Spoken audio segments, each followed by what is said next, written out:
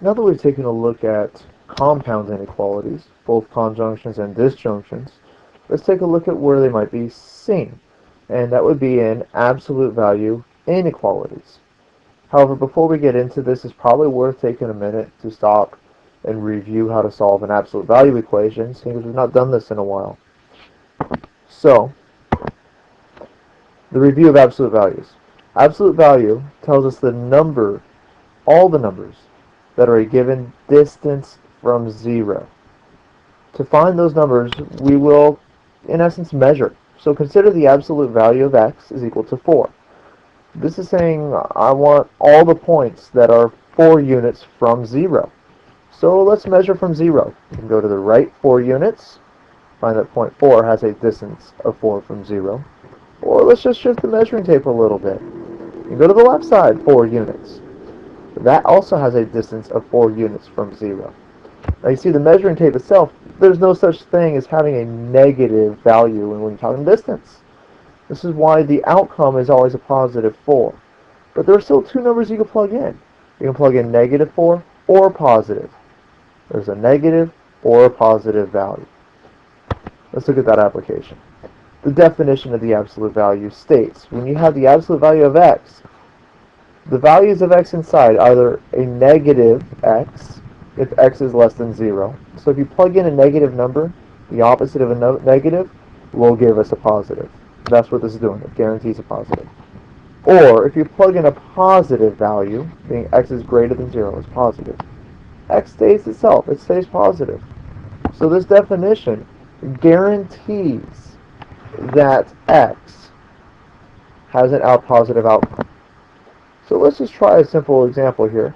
If I say the absolute value of x is 12, well, the definition tells us that one of the x's inside is positive, so we could rewrite this as just x is 12.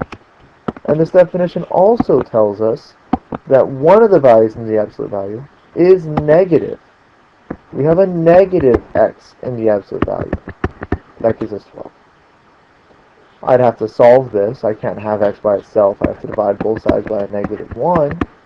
That tells me, oh, the x value that I could have plugged in was also a negative 12. So there are two possible outcomes. Or more like there are two possible values I could have plugged into the absolute value. The x values I could have chosen could have been a positive or a negative 12. Both of those will give me a positive outcome when I plug into the absolute value. So just keep in mind, you have a positive inside the absolutes or a negative inside the absolute value. Let's try to apply the definition one more time. Absolute value of r is 15. So you should be asking yourself, what values of r could I plug into that absolute value bar? That will give me 15 units from 0. Remember the definition says 1 is positive, so r is 15. Or 1 is negative, so I could plug in a negative r. That will still be 15 from 0. Solve, divide both sides by negative 1. You can multiply by negative 1 as well as you want. It's a style thing. It won't make any difference. R is negative 15. So our final solution is r is positive or negative 15. Those are the two values that'll work. So this is a basic review of absolute values. I could throw in a full expression to the absolute value bars, at which point you would still divide by negative 1, and your problem solving process will be just a little bit longer, but nothing new in terms of solving for r. This is a review of absolute values. The next video we'll take a look at how to apply those within inequality.